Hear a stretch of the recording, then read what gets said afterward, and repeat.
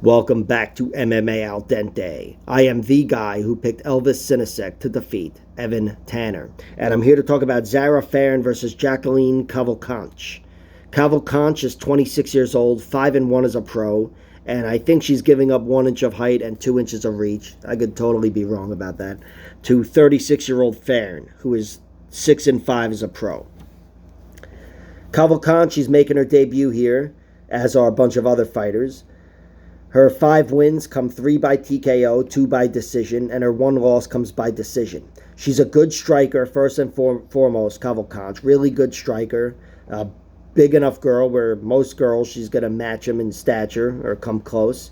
Here she's given up a little bit because Zarah Fairn is just a gigantic fighter who, by the way, is coming down in weight. I should mention this is a bantamweight fight. These girls are both girls that could compete at featherweight, but Zarah Fairn, she hasn't competed at featherweight, at least not in a while. She's been at featherweight, and she's cutting down here. So we'll see how that goes. That could be another curveball come weigh-in day. But here at bantamweight, Cavalcanti is going to always be one of the bigger girls, no matter who she's fighting, and same with Zarah Fairn. Cavalcanti, her 1 loss comes by decision. It was to Martina Jindrova in the PFL Challenger Series. Jindrova is, despite some recent setbacks against some of their best fighters, she's a very good fighter, Jindrova, and it was a very good fight, very close as well. I thought Cavalcanti was in the realm of winning it, but I thought Jindrova should have won it. I thought in general she outpointed her, outlanded her. It was largely contested on the feet. And I thought Cavalcanti had her best round in round 3. Was really starting to get to her, really starting to catch her. And that was a good sign because she was actually rocked briefly in round 2. And I don't even know if rocked is a good way to put it, but she staggered back. She was staggered. And that's one of the only times I've seen her staggered. She hasn't been hurt too badly. She was staggered again earlier in her second fight against Nora Cornale, who's making her debut here on this same card, I think 2 fights later.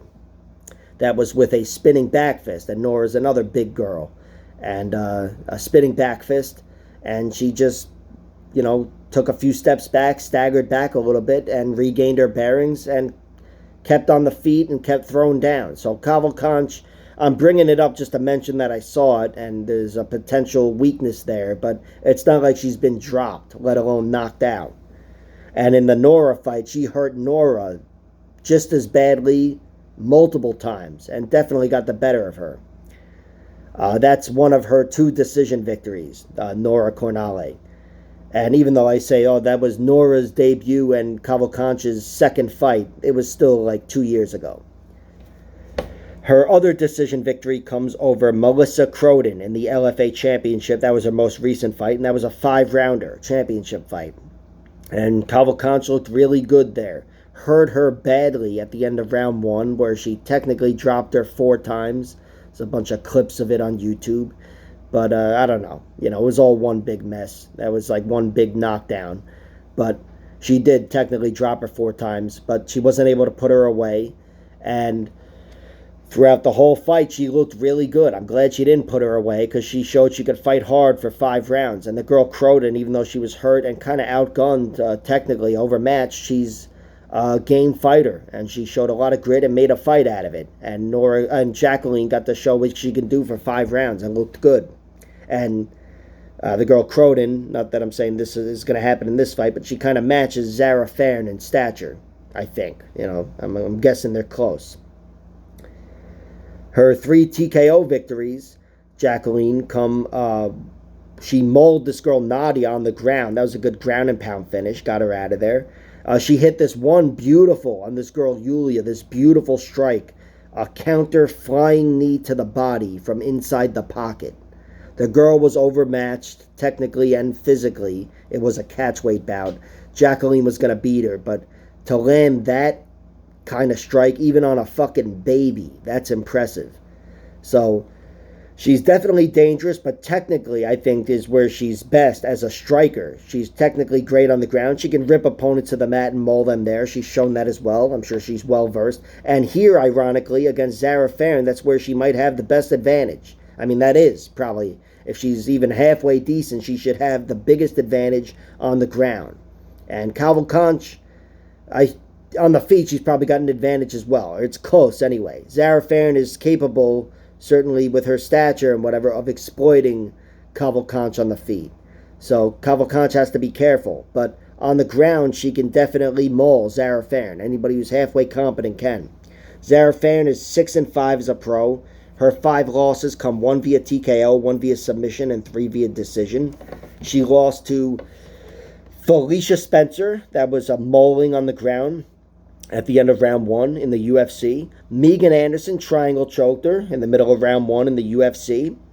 Her last loss comes to Josiane Nunes. That was a it was a close fight. Maybe not very close, but it was a close fight. She was in the realm of winning it. I thought it was 1 round apiece. But in the end, she was out-hustled and outlasted by Josiane Nunes and really outworked. Josiane, though, she's a girl that's very fucking deadly. And usually when she's winning, she's smashing something and smashing it unconscious. So Zarah Fairn showed a lot of toughness in that loss.